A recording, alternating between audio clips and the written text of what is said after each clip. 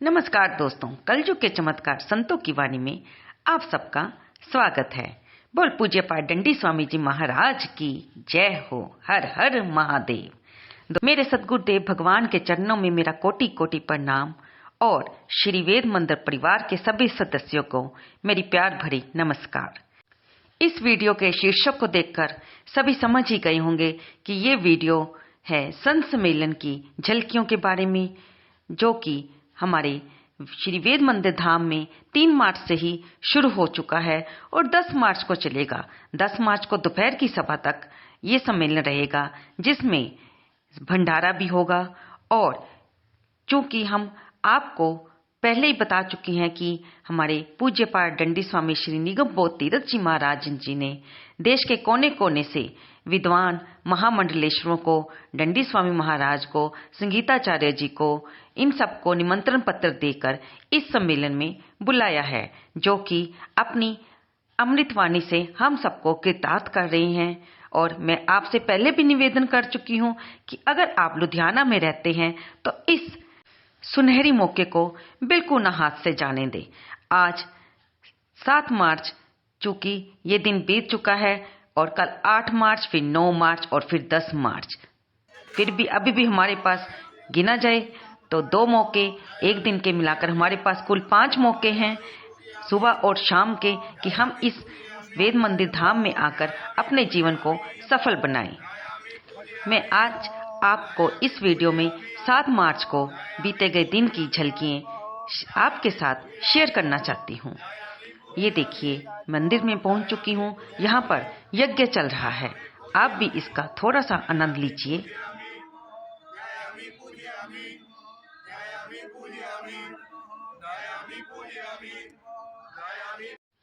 ये यहाँ का भंडार घर है, यानी कि रसोई घर है, जहाँ पर हमारे भंडारी मुन्ना जी, तिवारी जी, जनार्दन जी मिलकर खाने की व्यवस्था कर रहे हैं। आज का भंडारा श्रीमती सुलेखा बहन जी के परिवार की तरफ से किया गया था। अब मैं ऊपर हाल में आ गई हूँ, जहाँ सुबह की सभा का आरंभ श्री सुंदरकांड पाठ से होता है। ये हमारे विशाल भैया हैं, जो हर समय भजन में, संकीर्तन में सबका साथ देते हैं और सेवा करते हैं।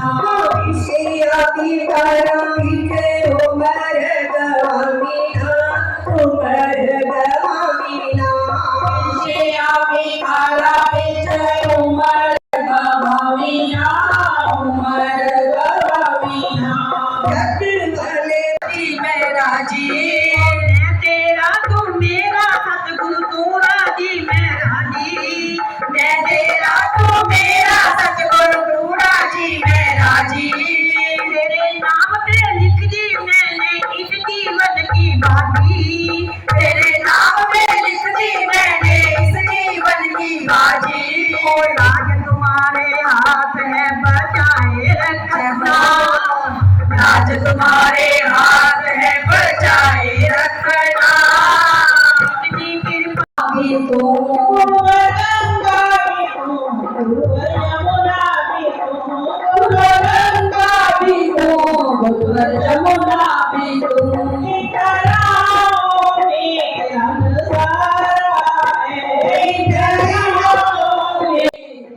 पाठ के बाद महिला संकीर्तन मंडल की सदस्याओं पवन दीदी, निर्मला दीदी, सुनीता दीदी, मोनिका दीदी के द्वारा यहाँ पर भजन बोले गए।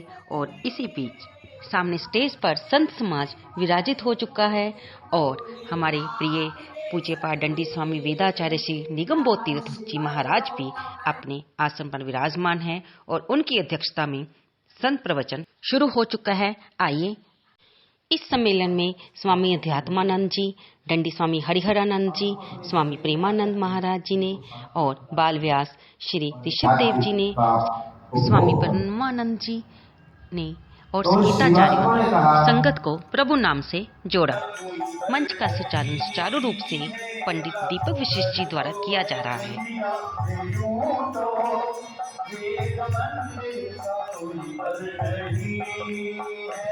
जहाँ बैठे हैं मेरे दर्दी स्वामी, जहाँ बैठे मेरे दर्दी स्वामी, इनके जैसा तो कोई नहीं है। जहाँ सारे ज्ञान के बावजूद जानता वो सभी कुछ है पर मानता कुछ नहीं। और हमारे जीवन में जो ये जानने और मानने का गैप होता है, यही हमारी सारी समस्या की मूल जड़ है।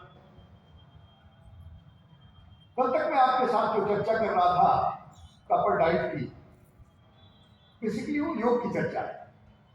मैं योग का व्यक्ति हूं और योग एक ऐसा साधन है, हमारे सर दर्शनों में एक दर्शन योग है। तो योग एक ऐसा साधन है जिसके माध्यम से, जैसा कि महाराज श्री आपको बता रहे थे कि हम अपने संस्कारों को छोड़ करके दूसरे देशों के रीति रिवाजों को अपना रहे, दूसरे देशों के पहनावों को अपना रहे, उस खान पान को अपना रहे, जहाँ के 5-5 वर्ष के नन्हे बालक भी वैकुंठपति नारायण को इस भारत की भूमि पर आने के लिए मजबूर कर देते हैं। ये वो भारत देश है। आज हम गर्व से इस बात को कहते हैं कि हम लंदन में रहते हैं, हम अफ्रीका में रहते हैं, हम फ्रांस में गए, हम यहाँ गए, वहां गए, लेकिन हम इस देश भारत में रहते हैं। इस पर हम गर्व क्यों नहीं करते हैं? क्या हमारे इस भारत में कोई कमी है?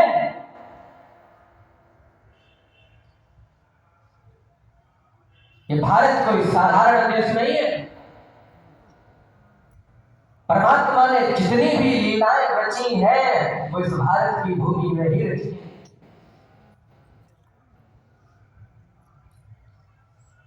इस भारत की धरा पर नन्हे नन्हे से बालकों ने अपनी तपस्या के बल पर प्राणों का कंट्रोल करते हुए, प्राण वायु का संयम रखते हुए बढ़ाया जा सकता है।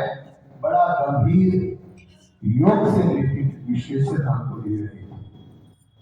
अब आगे प्रश्न आता है, आखिर ये स्वस्थ शरीर और लंबी आयु चाहिए, आखिर हम क्यों जिए? दोपहर की सभा विराम ले चुकी है। जब भी हमारे वेद मंदिर में संत सम्मेलन होता है तो यहाँ का वेद मंदिर का परिवार, चाहे वो यहाँ के आचार्य हों, ब्राह्मण हों, यहाँ के विद्यार्थी हों और यहाँ के ट्रस्टी मेंबर्स हों, सभी बड़े उत्साह से अपने अपनी कर्तव्य का पालन करते हैं। उनको जो भी ड्यूटी दी जाती है वे उसे पूरी ईमानदारी के साथ और सुचारू ढंग से निभाते हैं। आप देख रहे हैं इसी अवसर पर मौजूद संतों के साथ कुछ झलकियां भक्तों की। और इस अवसर पर श्री विश्व स्वरूप चोपड़ा जी, श्री शिवराम जी, मोहनी भार्गव जी, अशोक शर्मा, बॉबी, राजेंद्र कपूर जी, बिट्टू प्रभाकर जी, नरेश शर्मा जी मौजूद रहे। आज के भंडारे की व्यवस्था सुलेखा बहन जी के परिवार के द्वारा की गई थी, जिसका हम सब ने मिलकर भोजन का आनंद लिया। अब देख रहे हैं इन आचार्य जन, इन पंडित जन और हमारे जो वेद मंदिर के परिवार के सदस्य हैं, उनके चेहरे पर कितनी खुशी है। ये हर्ष मोहन जी हैं जो जहां पर माइक की सेवा करते हैं। आप जितने भी आचार्य जनों और पंडित जी की तस्वीरें देख रहे हैं वे सभी यहीं से पढ़कर विद्वान बने हैं।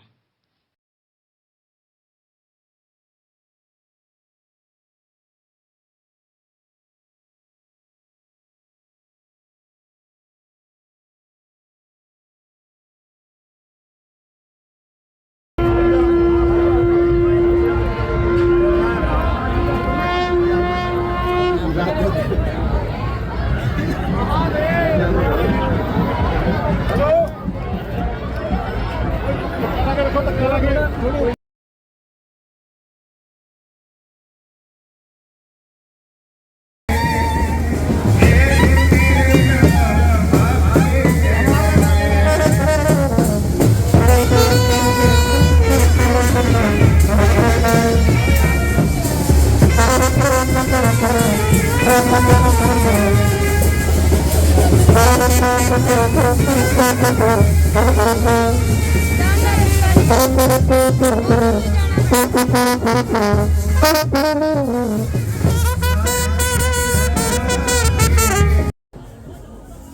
ये हमारे लाडी भैया जो हर समय व्यस्त रहते हैं। जब भी शोभा यात्रा निकलती है तो इनका ध्यान यही रहता है कि वेद मंदिर परिवार के किसी भी सदस्यों को कोई धक्का ना पहुंचे, कोई किसी का नुकसान ना हो। वे हर तरफ से आप देख ही रहे हैं इस शोभा यात्रा में अपने सारे वेद परिवार को कवर कर रहे हैं और सारे सिस्टम को सुचारू ढंग से संभाल रहे हैं।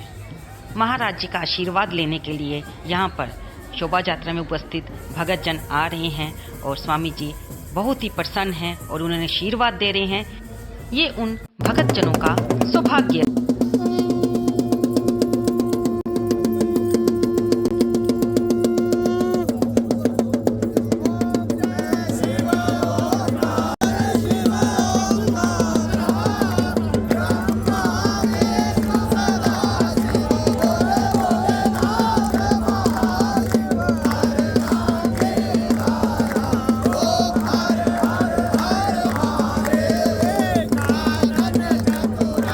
भोले की बारात हो और कान्हा ना आए, ऐसा तो हो ही नहीं सकता।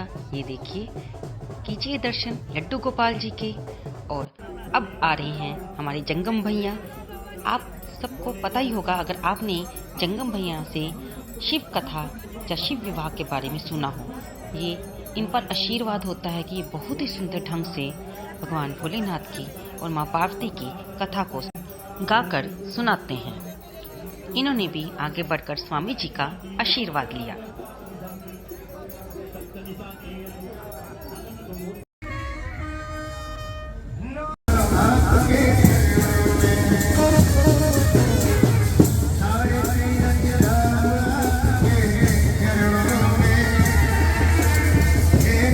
शाम के 5 बज चुके हैं और महाआरती के बाद सभी भक्तजन अंदर हॉल में आ गए हैं, क्योंकि यहाँ पर लुधियाना के डंडी स्वामी मंदिर की तरफ से राधा माधव नाम का संकीर्तन करने वाले श्री राजकुमार शर्मा जी और उनके सदस्य आए हुए हैं। और देखिए किस प्रकार से सभी भक्तजन मिलकर राधा गोविंद के नाम का संकीर्तन कर रहे हैं और सभी भक्तजन इसका आनंद ले रहे हैं।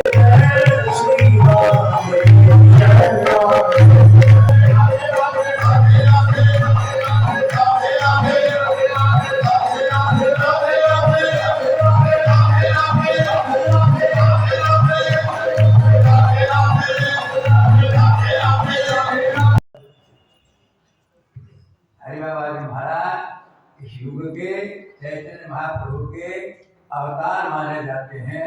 और ये जो अब शब्द गा रहे थे ना, जैसे राधा जी का, ये कहीं आपको मिलेगा। परमानंद जी थे, उन्होंने बहुत ही सुंदर सुंदर भजन, लेकिन शर्त लगा दी साथ में, काम आदि मद दम्भ में जाके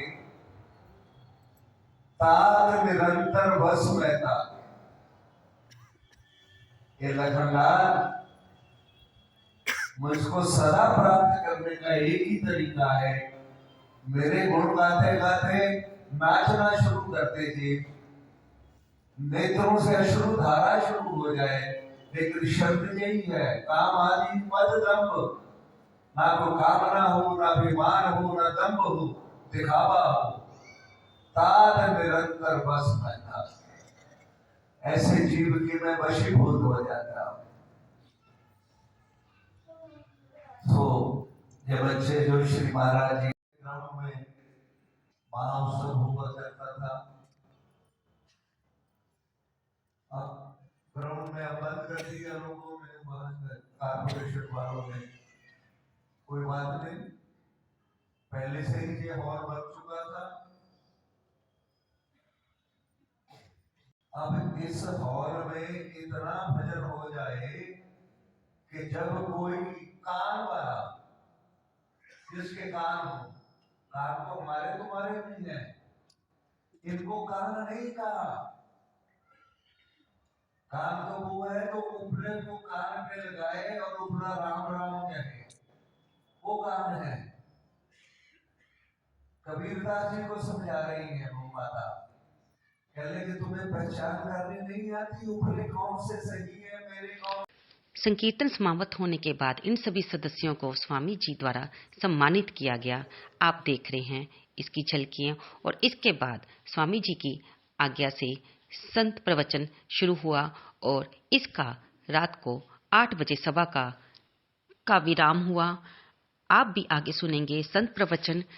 दोस्तों, आजकल के हम लोगों के मन में ये भ्रांति होती है कि शायद इन संतों के घर में खाने को कुछ नहीं था तो शायद ये इसीलिए संत बन गए।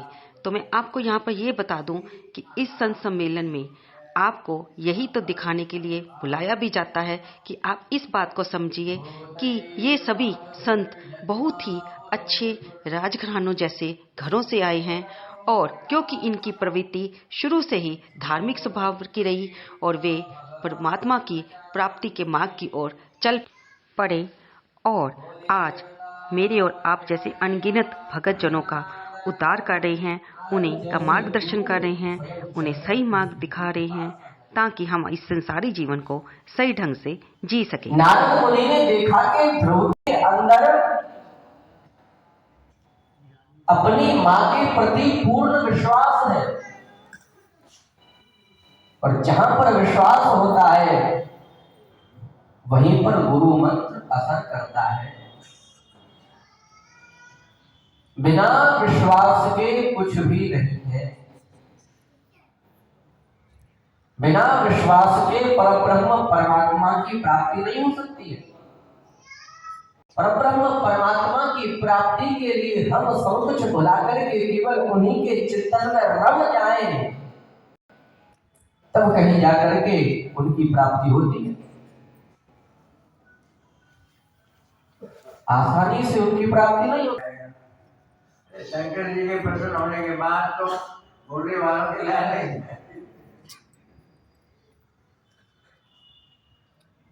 एकम सद्विप्रा बहुधा वदन्ति, एक ही सत्य सनातन नित्य शुद्ध बुद्ध मुक्त स्वरूप मगरो या परमात्मा। अब दिल्ली जाना है, कोई हेलीकॉप्टर में चला जाए, कोई जहाज में चला जाए, कोई रेल में चला जाए, कोई कार में चला जाए, किसी भी साधन से जा सकता है।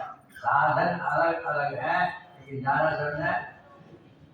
दिल्ली जा करके और जाएंगे ना वहाँ, और क्या कहते हैं अमेरिका के पास क्या है वो करेगा, उसी घर में बैठे वही जहाज में पूरा आवाज सुनता है। अगर वो दिल से होती है हमारी मुश्किल तो है ये कि वो सोचना कि वेदांती लोग पत्थर होते हैं, पहले वो भक्त होते हैं।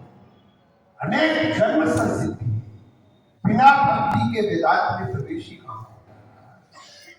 अगर आप वो आत्मा की बात करते हैं तो निश्चित ही किसी समय में, चाहे पूर्व में चाहे इस समय, पहले उनके दिल में गुरु भक्ति पैदा हुई, शास्त्र भक्ति पैदा हुई, मातृभक्ति पैदा हुई, पितृभक्ति पैदा हुई, सनातन धर्म की भक्ति की पराकाष्ठा ने उनके हृदय में हिलोरे दी। आपको इंडिविजुअल हिमसेल्फ सुनिए, दिल की आवाज को सुनिए, ताकि दिल में बैठ करके स्वयं परमात्मा कहता है और दिमाग में बैठ करके हम स्वयं खुद कहते हैं। इसलिए अगर ऐसा संघर्ष हो जाए तो दिमाग को ज्यादा खर्चिए मत, आप अपने दिल के साथ चले रहिए, आप अपनी मंजिल तक स्वयं ही पहुंच जाएंगे। और ये थी आज 7 मार्च गुरुवार के दिन की सारी सभा की, सारे दिन की वेद मंदिर धाम में हुए प्रोग्राम की झलकियां, जिसे मैंने दंडी स्वामी महाराज जी की प्रेरणा से आपके सामने प्रस्तुत करने की छोटी सी कोशिश की है। आपको ये वीडियो कैसी लगी कृपया इसे लाइक करें और शेयर करें, और अगर कुछ ठीक ना लगा हो तो उसके लिए मैं क्षमा प्रार्थी हूँ। बोल पूज्य पाठ दंडी स्वामी जी महाराज की जय।